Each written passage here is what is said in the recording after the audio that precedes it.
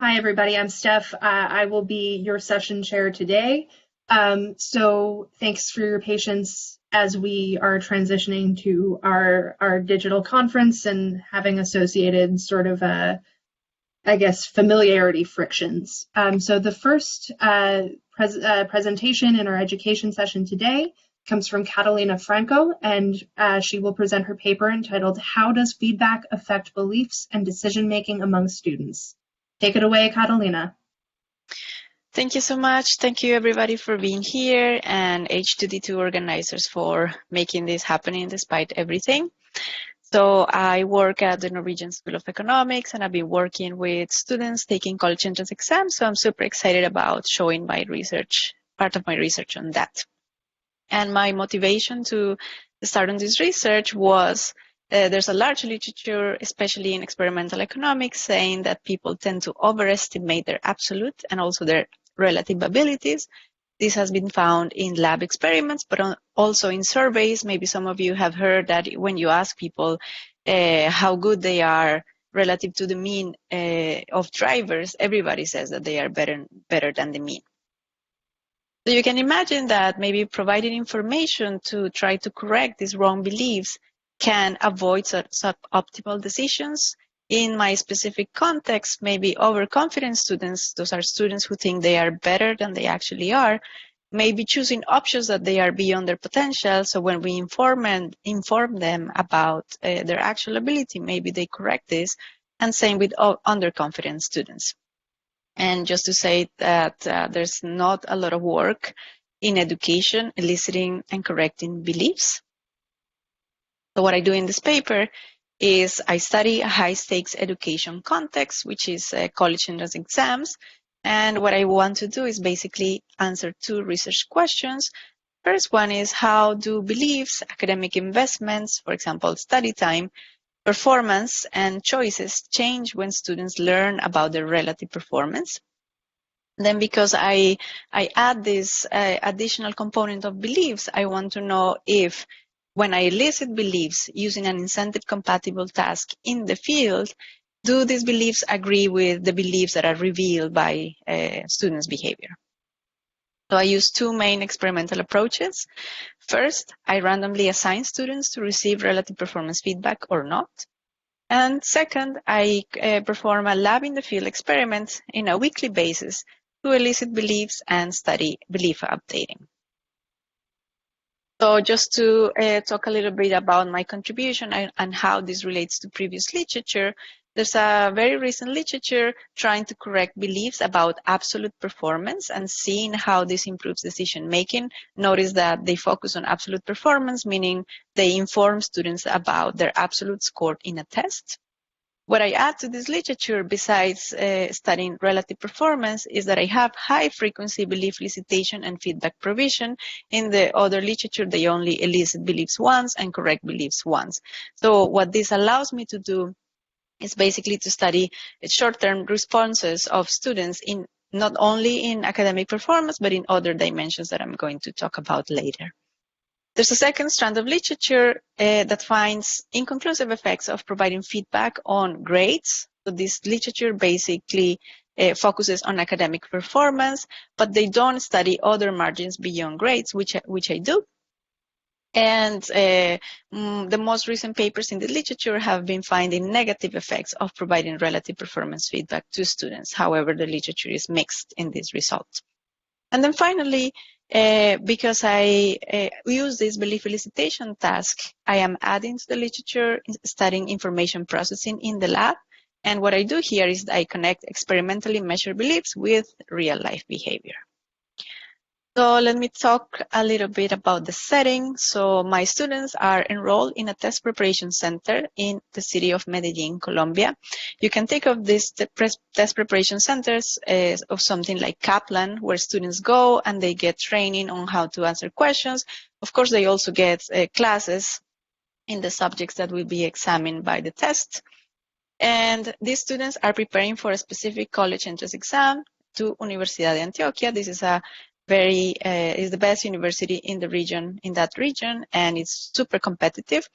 The exam is high stakes for many students. The admissions rates for the top 20 majors or the top 20 demanded majors are below 5%, so it's even harder than getting into a PhD.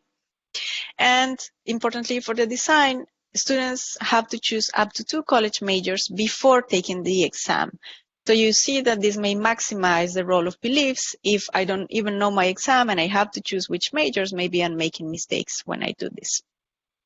So specifically for the test preparation course, it's for that university. There's weekly practice tests, and what I do is leverage the institute's performance report to provide my intervention. This very quickly timeline.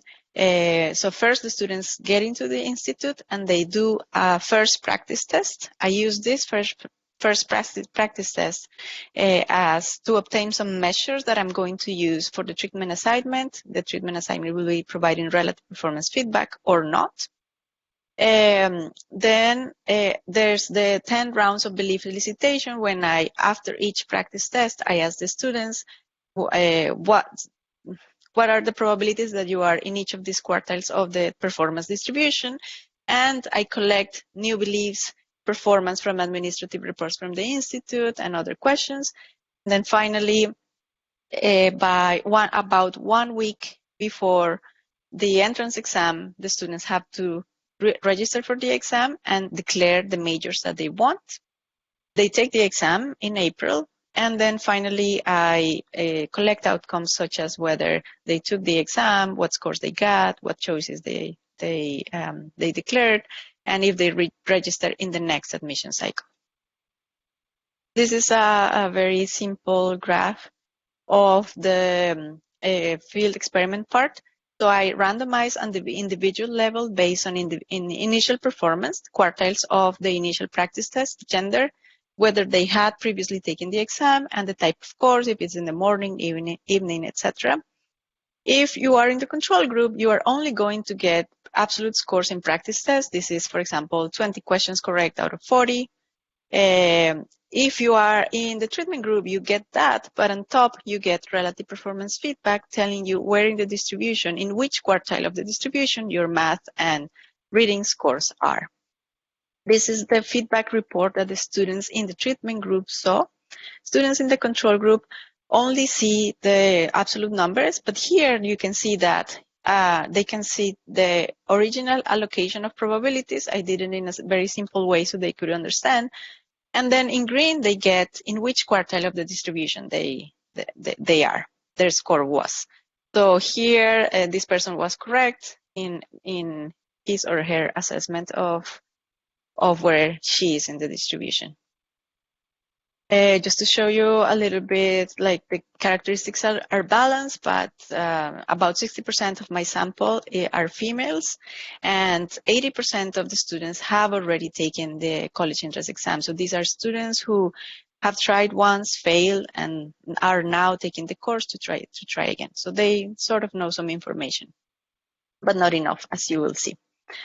So for the empirical strategy, I'm going to be running this interactive regression where basically the Q's are the quartiles and the T is whether you are assigned to treatment or not. I'm controlling for the stratification variables at randomization. And what I will be showing in the tables is basically the treatment effects conditional on being in a specific quartile at the beginning of the course. So this is before randomization. Why is that? Because I find that there's a lot of persistence in if you are a good student in the beginning, you are going to be a good student throughout the course. So being in the initial quartile is a good predictor of how you perform during the rest of the course. So first result, most of my results concern the low performing students, and they become discouraged by receiving relative performance feedback. So in this table, you have on the left the initial quartile of performance. This is based on the first practice test. Q1 is the top, Q4 is the bottom, and these are my outcomes.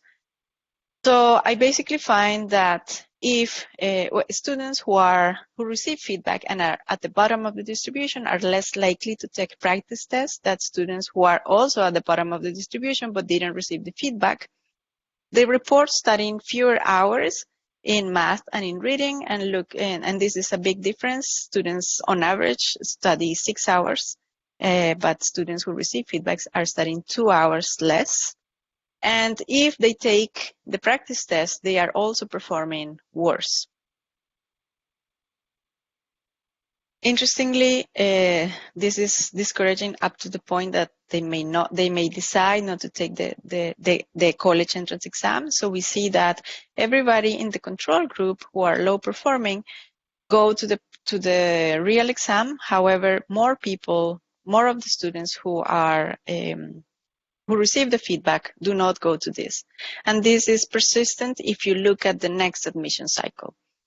Interestingly, also, everybody in the top quartile who is in the control group goes to the exam, but if you receive feedback, you are also more likely to not go to this exam, and I will explain a little later why. I don't see any differences in academic performance as measured by the scores in the exam, in the college entrance exam, or admission rates. But remember that here there's already this selection going on. Students who took for who I see these scores are not everyone who started in my sample. And then I'm telling a story about discouragement, but what evidence do we have that this is really discouragement? So here you can think that maybe these students who ended up quitting were the students who were worse initially. So, and here I'm showing that that's not the case.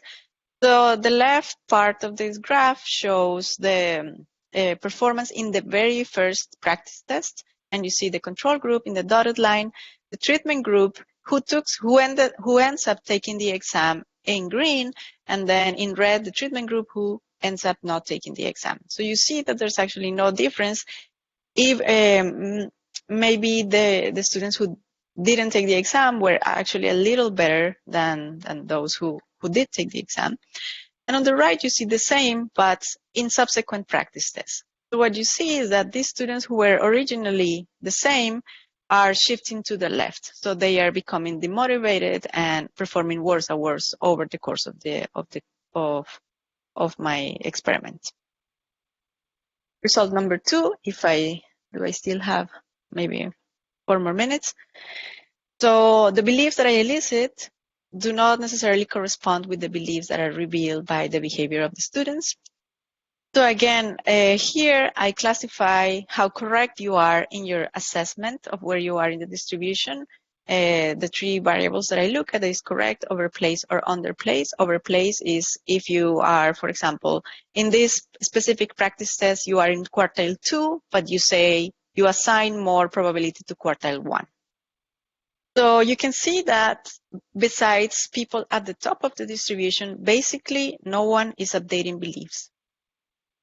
Even the rates, the correct rates for people who are in lower quartiles are very low, about 30%, and there's no difference between treatment and control. It's only the best students who, even in the control group, have a very good assessment of how they are. The being correct increases by about 25%. This is across all 8 weeks of belief elicitation. And then consistent with the discouragement story that I mentioned earlier, low-performing students are avoiding information. This is of the 8 times that I elicit their beliefs, how many times they actually check the performance reports. And you see that between treatment in gray and control in hollow, there's no difference if you are in quartile 1 or quartile 2. However, the bottom quartiles, you are much more likely to only check the performance report once if you are in the treatment group.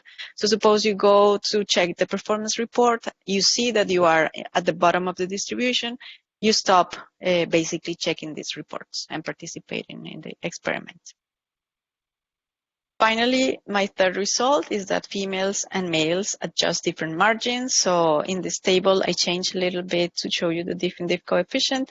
And I only show you students at the top and bottom quartiles of the distribution. You don't see that the investments that top performing students make change, either in practice tests and study hours. However, you see that the males have stronger effects in investments. They are the ones basically leading the effect in going to fewer practice tests and studying basically half of the time that students in that males in the control group study. And however, when you look at those who don't take the exam, it is mostly the females, both in the top quartile and the bottom quartile. The estimates are not significant for the males. However, you see that the numbers are also quite big. And then if I have one more minute, let me just conclude.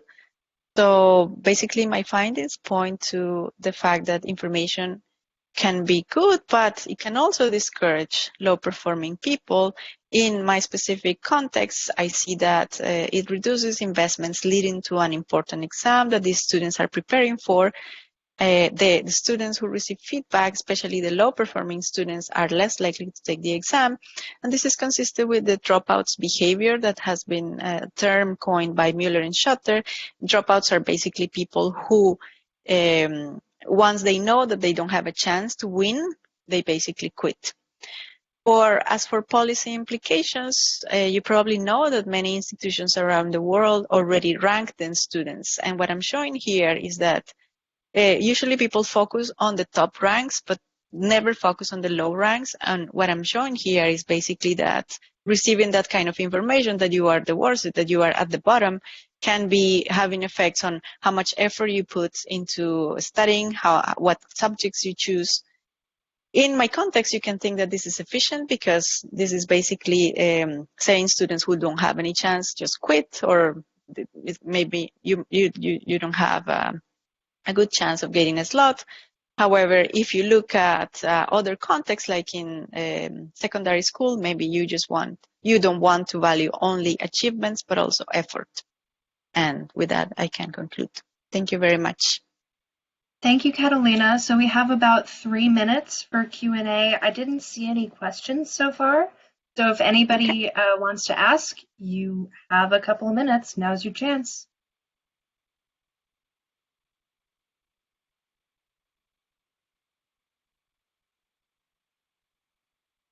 Okay, so we do have one question so far from Town O. So I am going to read it to you unless you're able to see it in your event app, your Blue Jeans.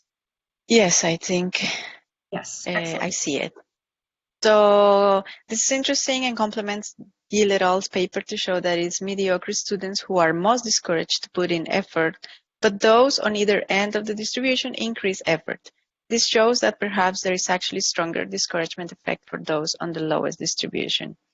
So I agree with you, and I actually, part of my data collection, I have data that can be similar to this Gill et al. Paper, so I'm working on analyzing this data. Basically, the Gill et al. Paper, what they do is they randomly split people who are with the same score, with the same rank.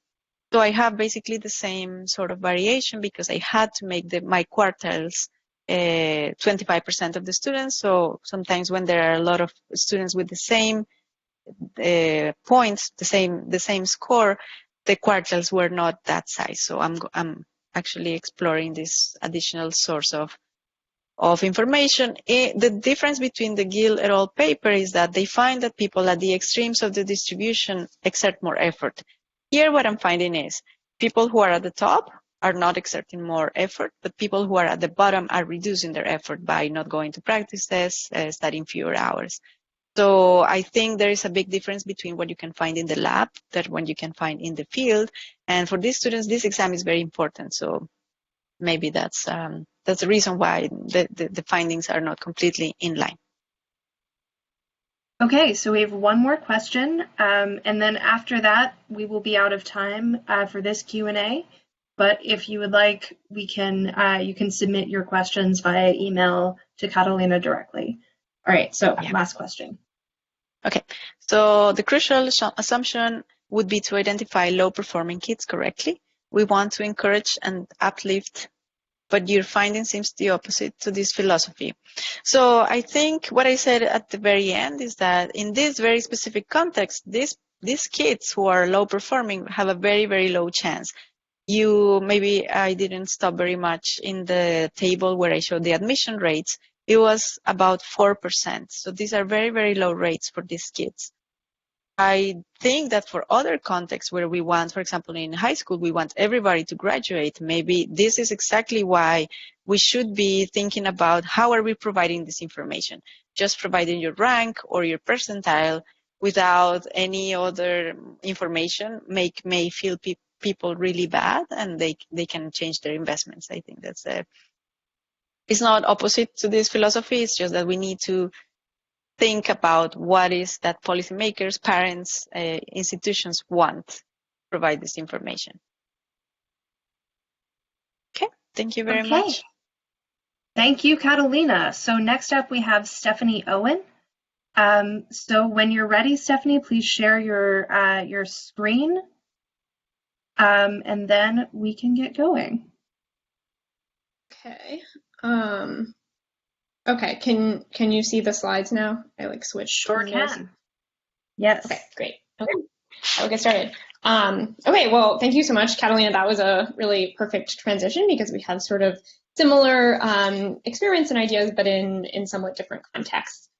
So I'm excited to talk to you all today about the preliminary findings from my job market paper, where I run an experimental intervention to understand how differences by gender in beliefs that students have about themselves may explain gender differences in college major choice. So women remain persistently underrepresented in quantitative fields like economics, computer science, and engineering. These fields tend to be the highest paying ones, so this has implications for the gender pay gap. And in a world where people sort according to their comparative advantage, addressing frictions that may be keeping some people out of certain fields and maybe keeping some people in certain ones could improve overall economic efficiency. There are a number of explanations about why so many more men than women choose STEM fields, and it's almost certainly true that multiple things are going on. But we do know that differences in aptitude or performance explain very little of the gap. But one hypothesis, which has been supported by other economists, psychologists, and sociologists, among others, is that it's differences by gender in beliefs about aptitude that may explain gender differences in educational choices. And that's the mechanism I'm going to focus on in this project. So do different beliefs about relative ability explain gender gaps in STEM? So the setting I use to do this is 7 large introductory STEM courses at the University of Michigan. So these classes are biology, chemistry, computer science, economics, engineering, physics, and statistics. So in this setting, I'm including economics in STEM when I talk about that. I ran this experiment just this past fall, so that's what I'm going to be presenting today, and it's running again sort of as we speak, hopefully. And so my sample today is a little less than 5,000 students. So just to give you a sense of my sample, if you're not familiar with STEM courses here at the University of Michigan, in these introductory courses, a little less than half of the students are women. The majority are in their first or second year, and less than 15% are underrepresented minority students. At least at the beginning of the course, the vast majority are intending to major in a STEM subject. They're fairly high achieving given the university and also these particular classes. They have a high average SAT score, a high school GPA, and the majority of them took calculus in high school, 83%. And they're fairly economically advantaged. Only 15% are first generation college students, and about 2/3 have family income in the highest category that I can measure of over $100,000. So what do I actually do? My intervention, I randomly provide students with information about their relative performance in the course that they're taking. So that includes both how they're doing relative to their classmates, as well as the performance of a typical STEM major. And this information is delivered mid-semester around the time that students are registering for the next term. And you should think of these messages as being online messages. Essentially, they receive emails and they can also view them online through a platform that they use for these courses. This is an experimental randomized study, so I randomize and I stratify by gender and by mid-semester performance in the course. And I balance on a number of student, academic, and demographic characteristics that I have available in administrative data. And I'll just mention here, there is actually a second treatment arm involved in this study, where I provide students with a sort of more positive framing of this information, but I'm still sort of working through those results, so I'm not going to focus on them today.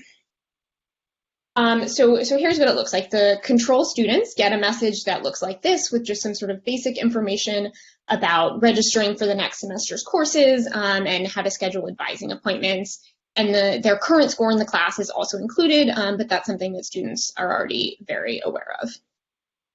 So the treatment message looks like this. So there's a number of pieces of information included in this message.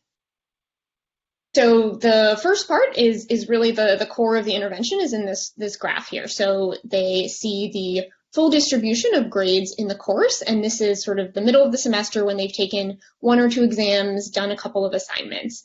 So they see the full distribution of grades. They see their own percentile. The student is at the 83rd percentile. And they're also told the median grade of a STEM major. So of people who go on to major in STEM, what grade do they get in the class? And their percentile and their score is sort of reiterated. And then they're told some further context, again, about historical grades in this class. So for the class overall, for majors in the subject, and for anyone in a math, science, engineering, or economics major. And then the message just concludes with the same information that was in the control message, this basic registration and advising information. So I'm going to start by talking about this mechanism about beliefs that students have about their relative performance. And so I measure that in 2 different ways. So the first is I ask students to estimate their own percentile rank in the course. So tell me, what percentage of students do you expect you'll do better than in terms of your final grade? And I also ask them what they think the median course grade is for STEM majors in the class. And so these come from student surveys. The surveys happen twice, once at the beginning of the semester before the intervention, and again at the end of the semester post-intervention, which happens sort of right before final exams and final grades are in. And the students were, in some cases, provided incentives to answer these surveys. It sort of varied by class and at the discretion of the instructor, but in some cases they received extra credit for doing them. So I'm going to start off describing the beliefs that students have at baseline, and I'm going to show you a few graphs that look like this. So on the x-axis, we have the realized percentile, so the actual performance of the student at the time of the intervention in the middle of the semester, where 100 is the top performer, right, the top percentile. And on the y-axis, we have the predicted percentile. So at the beginning of the semester, how do students expect they're going to do? And if they were perfectly predicting their performance, they would be along this 45-degree line. So we see at the beginning of the semester, students are generally not super accurate, but that's to be expected because they don't have a ton of information. So everyone sort of expects to be around the average. This line is pretty flat. And the majority of students are overestimating or overpredicting. But and this is a bin scatter plot, so it's a mean within bin. But the sort of striking thing is that if you break this out by gender, men are systematically overpredicting or overconfident relative to women. So clearly this blue line is above the orange one, where sort of at every point of the true distribution, men expect to do better than women do. And I ask students the same question again at the end of the semester. And so this is just for control students. So not getting into the experiment yet, where I ask them again, how do you see yourself in the distribution? And sort of a couple interesting things have happened. So first, everyone has updated. They've become more accurate, closer to the 45-degree line. But the women have actually updated more, and in particular, the gender gap is sort of closed at the top of the distribution. So the highest performing students, there's not really a gender gap. The remaining gender gap is driven by male overconfidence in the bottom part of the distribution. So this male overconfidence is really still going on at the end of the semester. And just recall, I measure beliefs about relative performance in two different ways. So men are also setting the bar for STEM majors lower. So when I ask them what they think the median grade for STEM majors in their course is, 26% of men in the control group think it's lower than it actually is, but only 16% of women. So for example, if the STEM major median is a B+ in the course, they would think it's only a B. And those two things those facts are working in the same direction. So men are overconfident about their relative performance. They think they're doing better than they actually are, and they think others are doing worse. So what does the intervention do? So by providing students with this information about their relative performance, I reduce male overconfidence. So you'll see that for the women, the two orange lines, their beliefs don't really budge, and those lines are not significantly different from each other. But for men, they become more accurate, and in particular at the bottom, they seem to shift down. It seems to correct their overconfidence, and those lines have both different slopes and intercepts when I test that. And sort of to summarize how the intervention reduces male overconfidence, and again, I'm now focusing in on the sort of students in the bottom half of the distribution. Before the treatment in the control group, men are 7.7 percentiles more overconfident than women are, but the treatment reduces that gap to only 2.9 percentiles. And similarly, when I ask them about STEM major performance, there's this 11 percentage point difference in how many men versus women are setting the bar too low. But the treatment shrinks that gap to only 6 percentage points. So sort of to reiterate, I do find a systematic difference in beliefs by gender, and it's driven by overconfidence among low-performing men. And I find that providing students with information about their relative performance reduces some of this male overconfidence.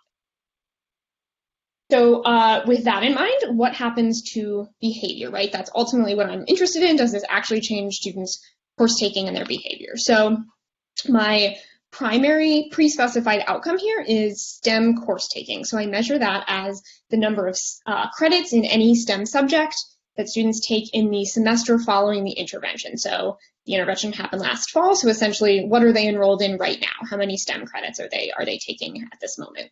And this comes from university administrative data, so I have full information on all students. So sort of, part of what motivated this intervention in the first place is there's this clear gender gap in the control group, right? Men are taking 2 credits more in STEM than women are, and that's about 2/3 of a class. Most classes are 3 credits. But the intervention doesn't change women's behavior, but reduces the number of STEM credits that men take by about 3%. And remember that I was finding that something was going on with beliefs, particularly with men updating at the bottom of the distribution. And so that's consistent here when I break this out by the performance quartile of students at the time of the intervention. So the bottom quartile is the worst performing students. And so I find the largest and the most statistically significant effect here among the bottom quartile men who take 8.5% fewer STEM credits as a result of receiving this information about their relative performance. And so to conclude, I find that beliefs about relative performance explain some of the gender difference in college major choice. And to sort of summarize what happens to the gender gap in STEM, I can sum up all of the STEM credits that are taken by men and women in my sample. And the initial gap by gender in STEM credits is driven both by men taking more STEM credits on average, and also by more men taking any STEM. And when I compare the gender difference in the treatment versus control group, I find that providing this information closed the gender gap in aggregate STEM credits by about 4%. And I find that the mechanism here is male overconfidence rather than female underconfidence, which I maybe expected to find going into this project. So if I just focus on the lowest performing students, those at the bottom quarter of the distribution, the gender gap among those students closed by 14%. So again, just to give you a preview of what's coming, I have another round of this in the field, which will give me more sample and hopefully a little more precision to answer some more questions about what's going on. And sort of really crucially for going forward, I'll be able to dig more into the data and look at more long-term academic outcomes, which is really important to help get at the welfare implications here, because right now it's a little unclear whether discouraging low-performing men from STEM is sort of a good thing on aggregate. It's going to depend on what men study instead of STEM. How much of this effect is just about timing? Maybe they just sort of fail faster and they just save some time. And it's also going to depend really crucially on capacity constraints, right? Whether spots in STEM majors are freed up for others. And so I'm sort of thinking through how to test that formally. So I will end there. Okay, so we have one question in the Q&A so far. If you are able to open that at the side, there you go. There we are. Okay, so 2 questions. First, does the level of overconfidence change by the proportion of men in the class? I don't think I have run that exact specification. I have done some things looking at the difference in the classes, right? Because they vary along sort of different dimensions. And one sort of nice thing about my setting is that I have variation in that. So biology, for example, has over 60% women, whereas physics has less than a third. So that is something I will look at that specific thing, but I'm not sure about that. Okay, and then you asked, does the grading scheme, absolute cutoff for A as opposed to having a curve based on relative performance, affect the outcome? So again, I don't know that off the top of my head, but I think that is something I could divide up the classes in that way and see. There are a number of things that or dimensions along which these courses vary, and they could sort of hint at what's going on. Okay, and then If you scroll up, you'll get to the newer questions. Okay. So Bobby is asking about peer effects. So I will say I can't, in this current set of data, I can't get at peer effects. I am in this, the version that's going on right now. I'm asking students some questions to get at sort of their peers and their friends in the class. So I will be able to look at whether there is some spillover going on. I guess there are different types of spillover. There could be just sharing the information with friends, which would sort of bias me towards 0. You're asking about spillover in the sense that like a treated student changes their behavior and then their friends change their behavior as well. Again, I think that would bias me towards 0 because control students would be affected. But I would have to think more about that. Okay, and sorry, there's a bunch more questions. Mike says, yeah, so the intervention may have reduced underconfidence for men at the top of the distribution as well. Yeah, so like if we go back to this sort of this picture, it looks like men are sort of getting more accurate both at the top and the bottom. I don't think, it sort of depends on how I measure beliefs, whether that's statistically significant or not. But there does seem to be something going on with the top performing men, right? When I do this, you'll see that their behavior actually changes in a negative way, which is definitely a puzzle here and something I'm still sort of figuring out what might be going on and how I can get at that in data. So whether something about the timing or the type of STEM classes they take is changing. Maybe there's something about, the stress of highlighting grades. It could be something about them perceiving STEM as sort of actually less competitive and prestigious, like making them feel relatively better is actually hurting how they view it. But I'm still looking into that. Okay, let me see if I have time to. Okay, Joanna Are you able to see heterogeneity and effects by subfields within STEM? Yeah, so great question. So I have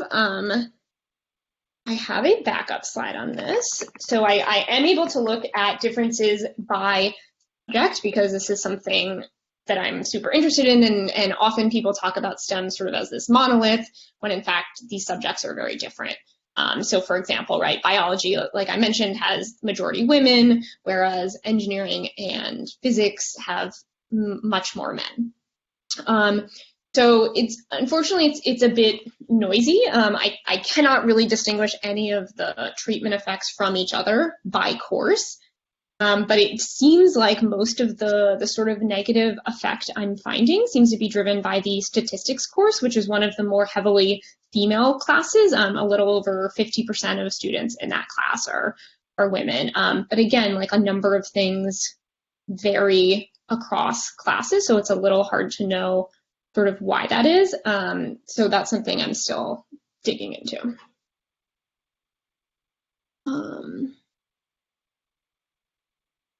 Okay, I think that we might actually be out of time, so I apologize to Mike for your follow-up question, but I trust that we can get that resolved offline, if that's okay. Yeah, I sort of answered that anyway, so I think we're good. Excellent. Well, thank you, Stephanie. That's wonderful. So can we, I guess, move to Katherine McElroy, who is next? I will turn on your video and mic, if that's okay. There you are. Are you able to, Stephanie, you're still sharing your screen. Katherine, are you able to share your screen? Yeah, let me.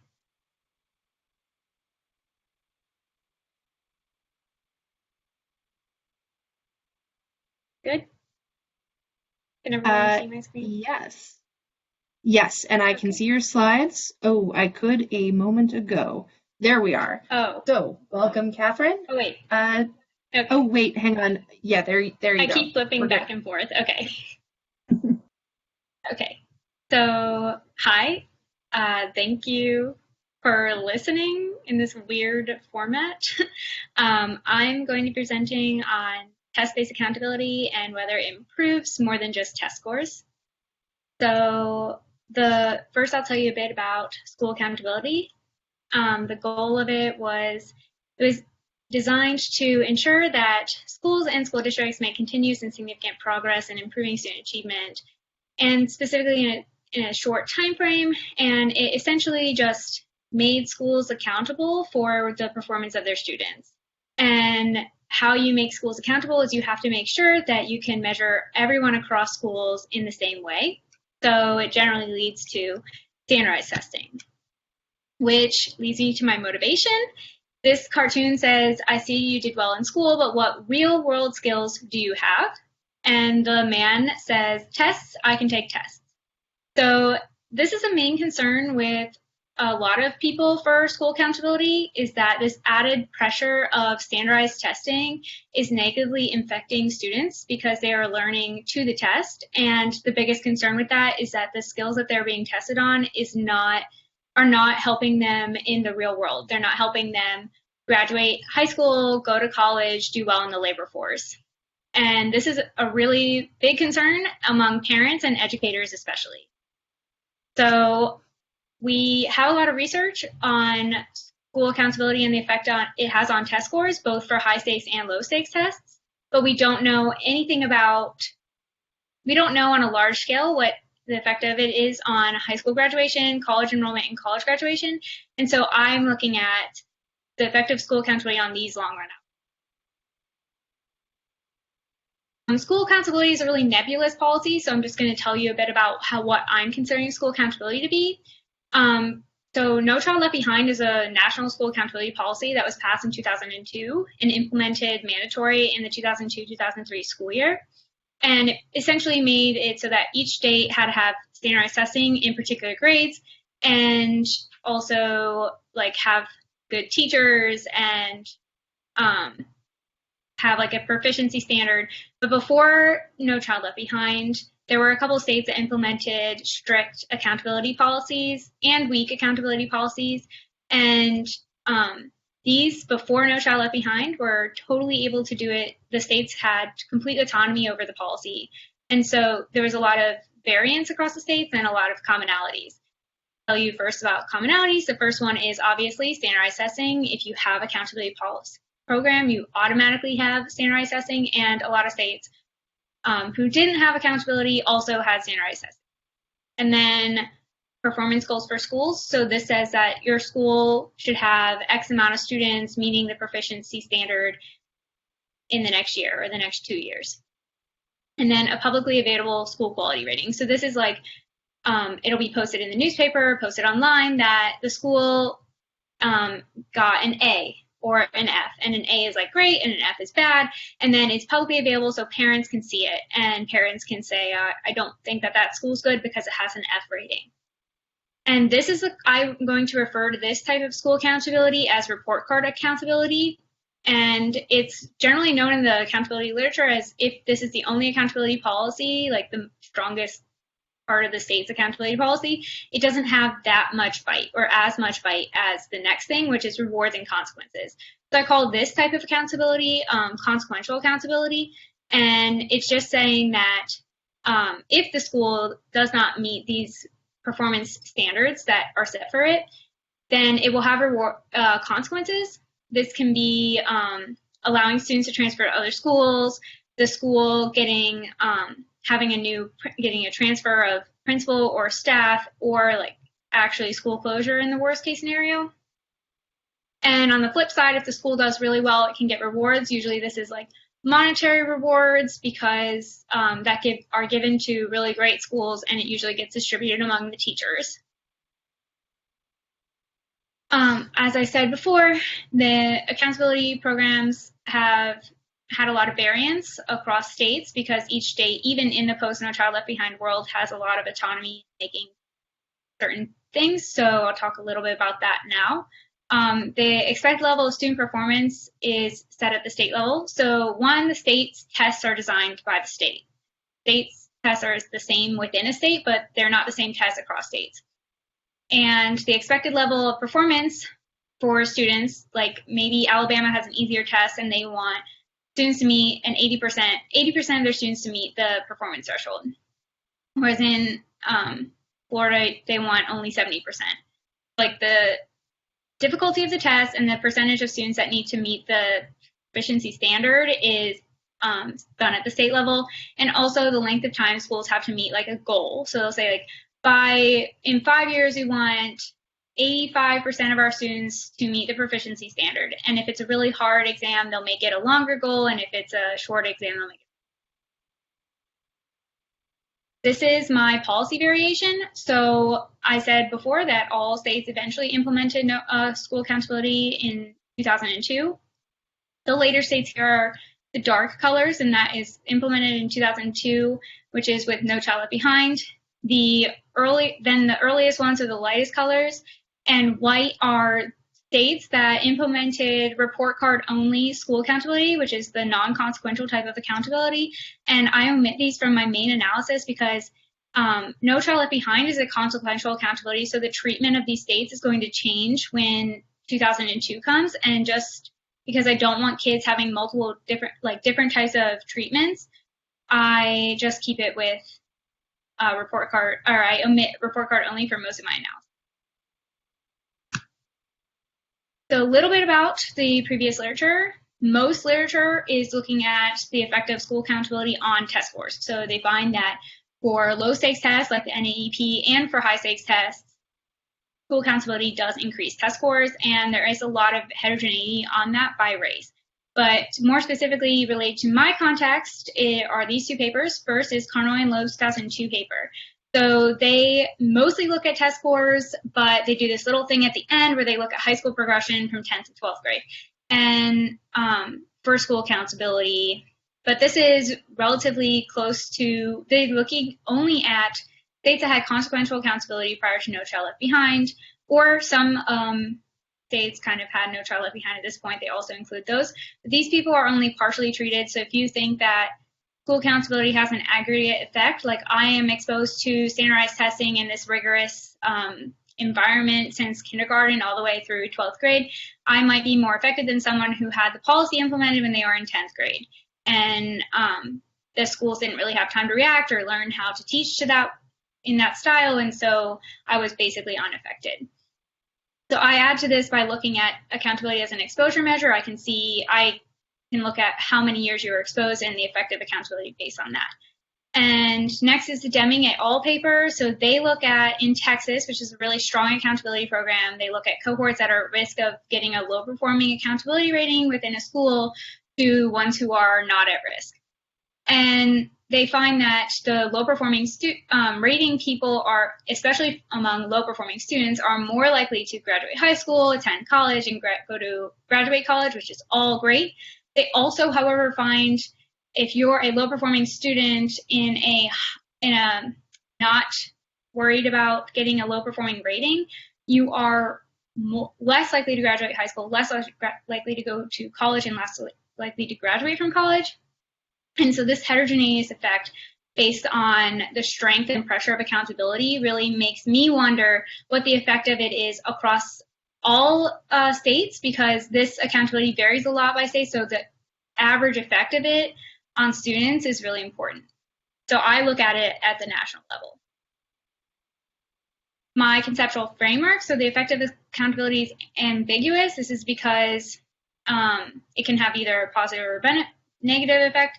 So some potential benefits of school accountability are reduced asymmetric information between the school and the parent. Like the parent can now find a better match school for the student, for their kid. And then a second one is imposing explicit goals on schools to ensure that students meet specific learning and testing standards. So this is hoping that like the lowest student at the school is now held to this higher threshold, and that like you won't have anyone below that threshold. So by default, it should help like the bottom come at least a little bit higher. On the flip side, it could have drawbacks because increased testing could discourage students. Promotion gates, which are basically like if you don't pass this exam, then you will not be able to go to the next grade, can directly affect your ability to graduate, especially in the form of exit exams, which I get into a bit later. Teacher response is like teachers have been known to teach the test or teach to the like bubble student, and so the students in the tails may suffer. I use American Community Survey data, which has 21 million observations. Birth state, I can see your birth state, which I consider to be the state where you learn, where you go to school.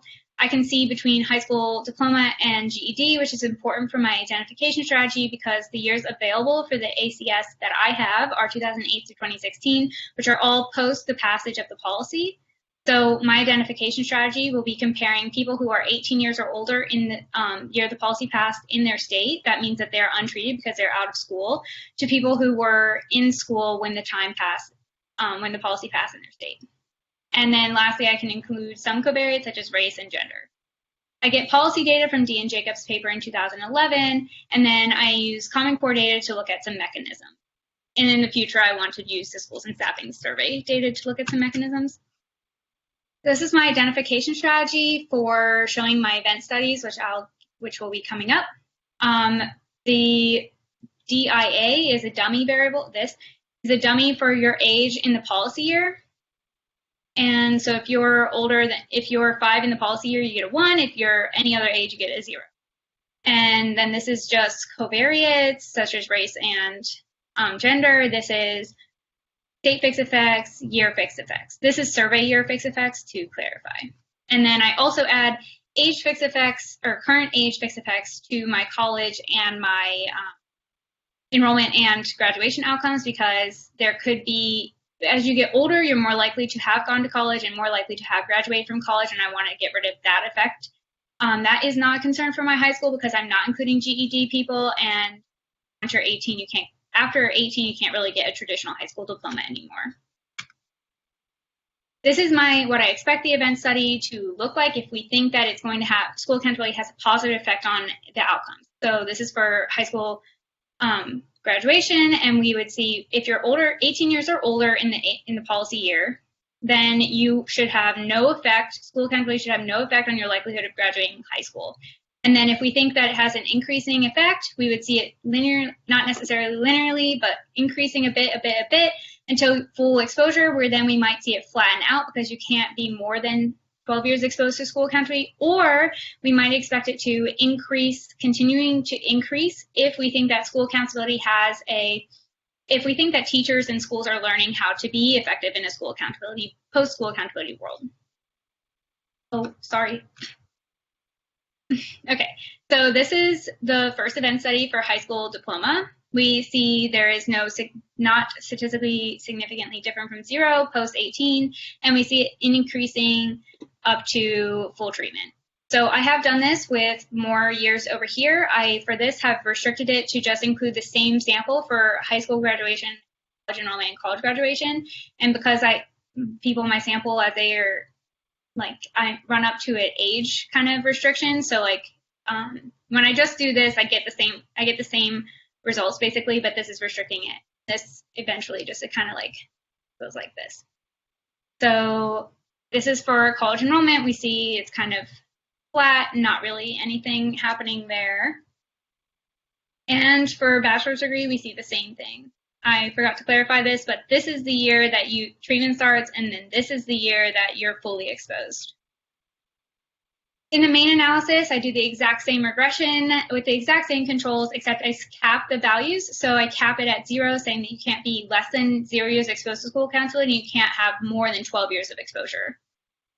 This is my first set of regression results using a dummy for your exposure to school accountability. And what we would expect is we would expect to see increasing amounts as we, like in the event study, increasing amounts of likelihood of graduating college as you get more exposure to school accountability.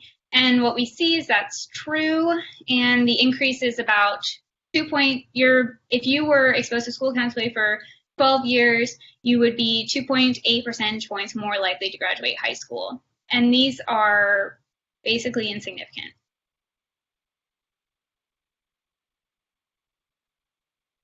This is we are just about at the 15-minute point. So yeah. I don't see any Q&A for you so far. So you should basically have the next 5 minutes to use as you like. Your decision how to split that between Q&A and your presentation. Okay, thank you. This is just different treatment specifications. I just wanted to show that if I treat it as a 0-1, expose it all to no exposure at all, then it should be a smaller effect because we think that it has an increasing effect as you get more exposure, and it does. It's insignificant, but it's still positive. For treatment 1 year, that's just a linear treatment effect. If we were to multiply that by 12, we would expect it to be similar to our full exposure, and it's about I didn't multiply that by 12. It's about the same. And then full exposure is what we saw in the previous graph.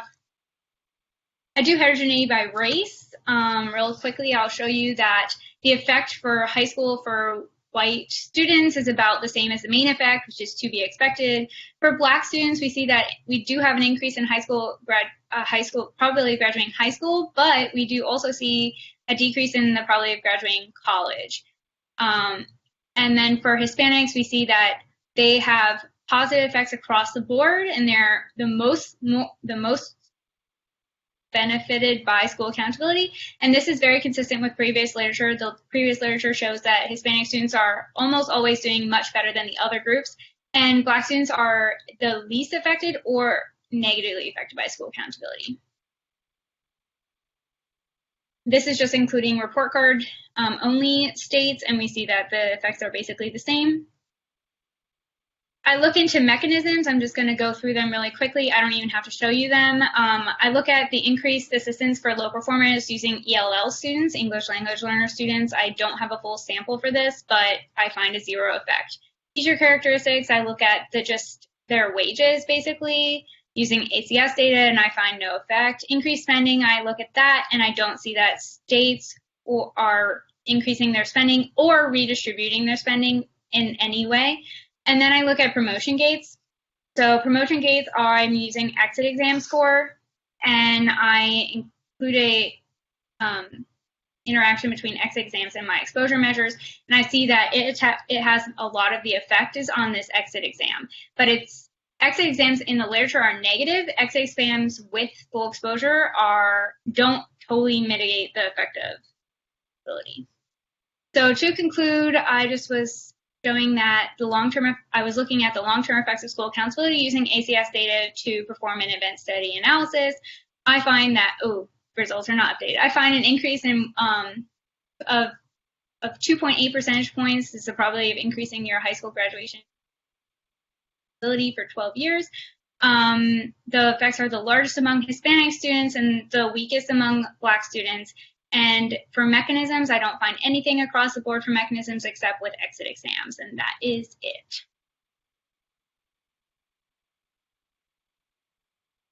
Yay. Okay. Yeah, you can if you like. I think that, so now we have a minute for questions, if anyone has questions.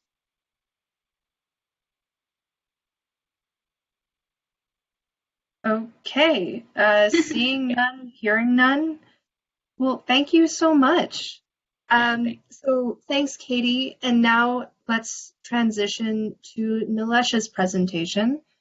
So Nilesh, if you would like to, Katie, if you want to stop sharing your screen. Nilesh?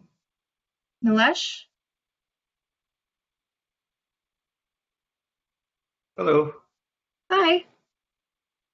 So we can see you, we can hear you, right. And we would love to also see your slides. Great. And can you see my slides now? Not yet. How about now? Still no. Oh. Let's see.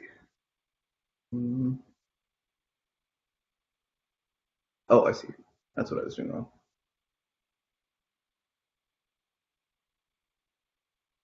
Great. Does that work? Yes, we've got it. Okay, amazing. Great. Well, thank you so much for this opportunity to present. This paper, as you might have figured out, has nothing to do with education or testing. So this will be a break from the rest of the panel. This is joint work with Siddharth George, who is at Dartmouth, and I'm at the University of Notre Dame. This paper, to be honest, kind of started out as a labor of love. We're both big cricket fans and also work on topics relating to bias. And so in particular, what we were interested in thinking about here is how changing the decision environment, the environment in which decisions are being made, could potentially influence implicit bias. And as you all know, there's now a large sort of many people working on thinking about bias more generally. It's sort of a mainstream view among labor economists that discrimination itself affects many aspects of economic life. There's a vast literature looking at many economic and non-economic situations in which bias is important. I'm not going to go into that in a 15-minute presentation. And more recently, there was a review done by Bertrand and Duflo that sort of categorizes this evidence and then also sort of asks or suggests that there's actually less evidence thinking about, yes, we can document bias in many different situations, but what types of institutional changes or policies could potentially influence that? And so really at some level, what we would like to contribute to is to try to understand, how can organizations actually reduce bias? And so our research question is asking whether decision makers are less biased in the presence of a neutral colleague. And I'll get into what that means in a second. Ideally, we would have had, exogenous exposure of a decision maker to a neutral colleague. So, for example, in a case where, there are, a set of, let's say there are lots of, applications being vetted by, say, black and white, judges.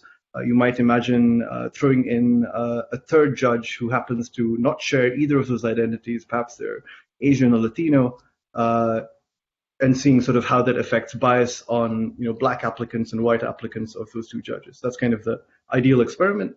We actually surveyed the literature and we didn't find anything that does that. If I'm wrong about that, I'd love to get your suggestions on work that exists looking at that kind of bias. And then, of course, you want a clean measure of bias. Ideally, you had to have something like implicit assessment tests, etc. In our case, our lab is the set of international cricket matches.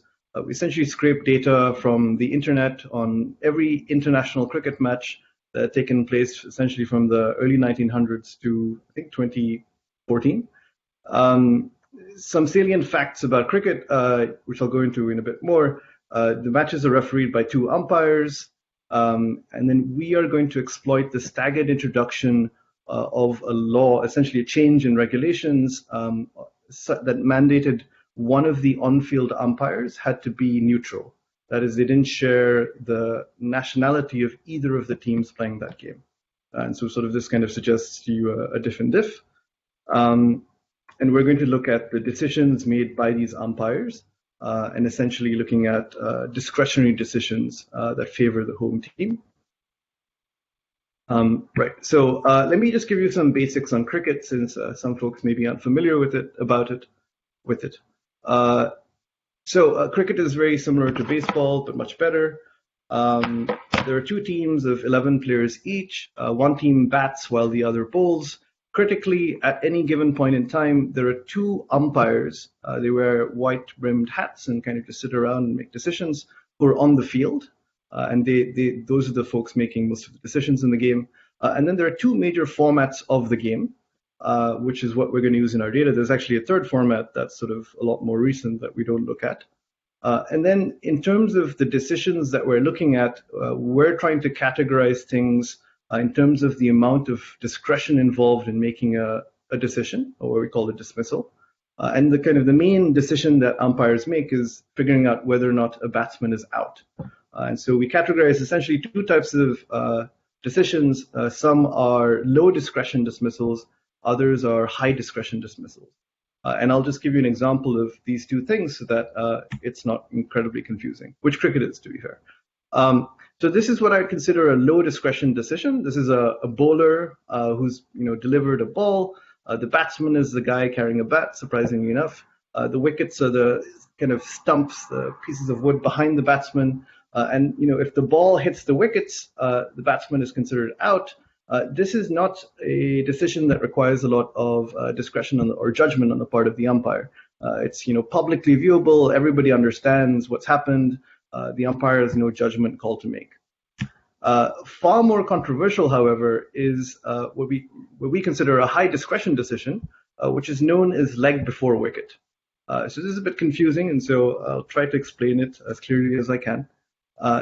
Essentially, the bowler is at the bottom left of the screen, the batsman is way up top, and the bowler, delivers the ball. That's kind of the white path that you see of the ball that's being delivered.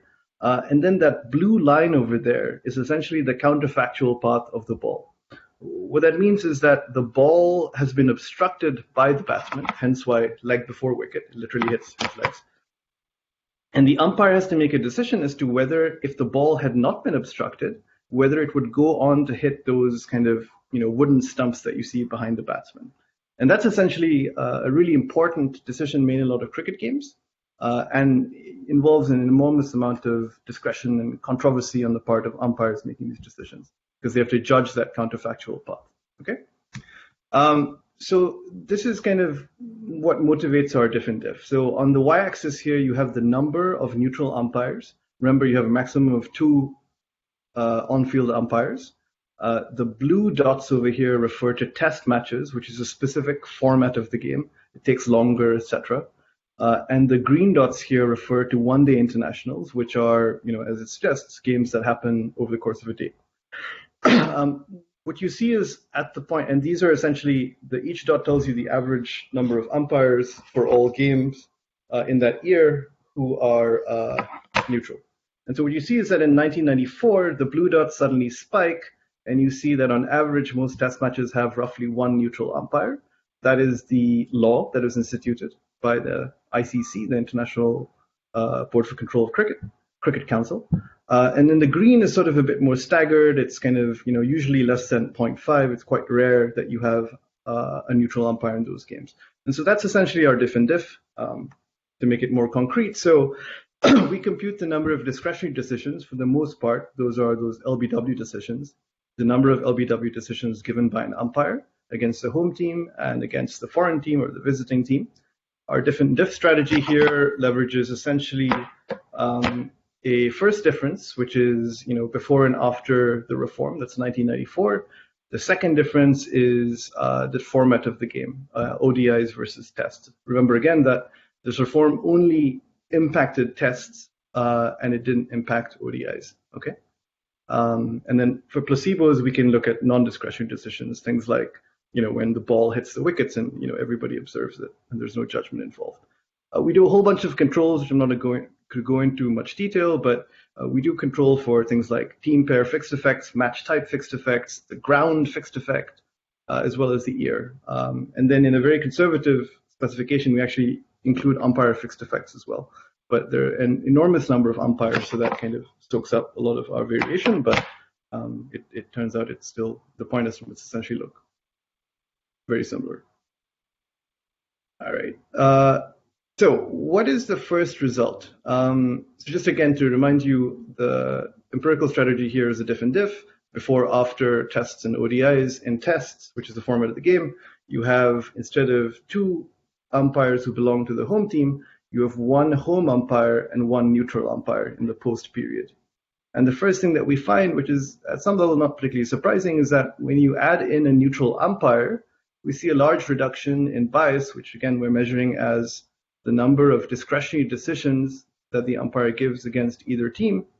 We see a reduction of 16.5% relative to the pre-reform mean in discretionary decisions. So just fewer biased decisions fewer discretionary decisions go against the foreign team.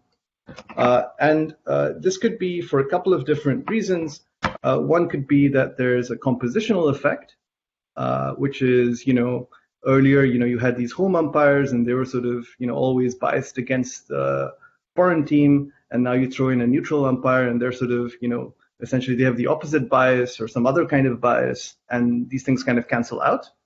Another possible mechanism is that there's a debiasing effect, which is that the very presence of a neutral umpire may change the types of decisions the home umpire makes. Okay. And so to speak to these 2 channels, we leverage an additional reform, which is essentially the panels went from home neutral, so remember 2 umpires, one's home, one's neutral, to neutral. And we don't actually find any additional bias reduction there, which is at some level inconsistent with the compositional effect. It suggests that there's actually something happening to that single home umpire in a panel as a consequence of a neutral umpire being there. And so now to get kind of further into this mechanism, we actually look at individual decisions made by these umpires. Just keeping track of my time here. All right. So the third result here is, so we analyzed commentary transcripts to produce decision level data. And essentially, this is enormous amounts of texts produced by cricket fanatics that are on the internet, actually a website that exploits cricket fanatics. Anyhow, home umpires we find are less biased when paired with a neutral umpire. And what I mean by this is that we can just essentially do an accounting of who makes which decision against whom. And we find that when you add in a neutral umpire, a home umpire is almost twice, gives almost twice as many decisions against the home team. In some respects, they essentially start treating the home team the way they were treating the away team. So then we kind of, start thinking about, why does this debiasing actually happen? And, a couple of channels we've thought of, this is a work in progress, so your feedback here is welcome, are monitoring and reputational concerns. To test the monitoring explanation, we use a separate reform that happened in 1991. This, is prior to the neutral umpire reform, where the International Council for Cricket, they implemented TV umpires, and TV umpires essentially can kind of monitor things from afar, and we find essentially little to no effect of the TV umpires on the incidence of discretionary decisions by home versus away team. Next, in terms of thinking about sort of reputational concerns or sort of social pressure, we looked at essentially the exact same regression, but instead of just looking at the presence of a neutral umpire, we looked at whether that neutral umpire was senior, which is to say that they had been admitted to an elite umpiring panel, or they had, prior to the reform, actually officiated a lot more games. And what we find is that when you do have a senior neutral umpire, the bias reduction effect is considerably larger, orders of magnitude. And this sort of suggests at some level that there's perhaps just kind of a social pressure type effect going on here. So just to conclude, I think I have a minute left. We use these umpiring decisions in international cricket matches as a lab to study bias. We find that the introduction of neutral umpires reduces bias against foreign teams or the visiting team. And home umpires themselves are debiased by the presence of neutral colleagues, which we view as being sort of the central contribution of this paper, which is that it's not just a case of people's biases canceling each other out. It's the fact that the introduction of somebody who is neutral with respect to the identities involved in the decision they're making could actually debias the potentially biased umpire, referee, or person before. And the results suggest that social pressure from colleagues is a likely mechanism, and colleagues should not be there. All right, thank you. Happy to take any questions. Yeah, thank you, Nilesh. So we haven't had questions submitted via the Q&A, but I have a question, so I'm happy to just ask that.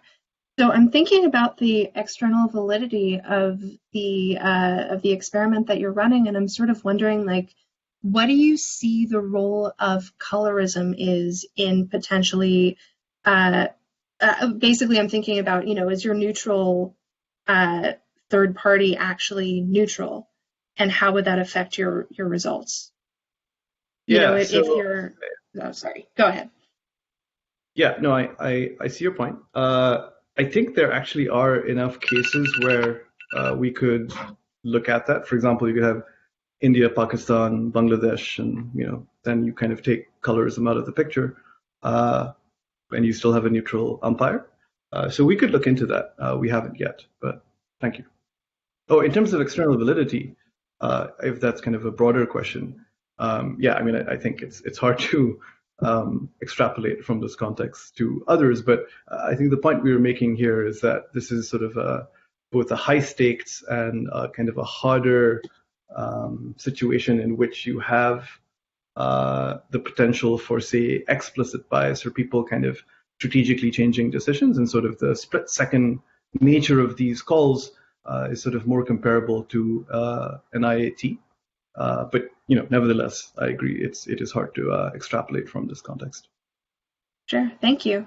So now we have other questions that are in the Q&A. So let's turn to those. What happens if both umpires disagree on a decision? I guess what would happen is that it would not be given. So usually what happens is there's, I should have mentioned this, but there's usually, even though there are two on-field umpires, there's one who's a primary umpire and there's one who's sort of a secondary umpire.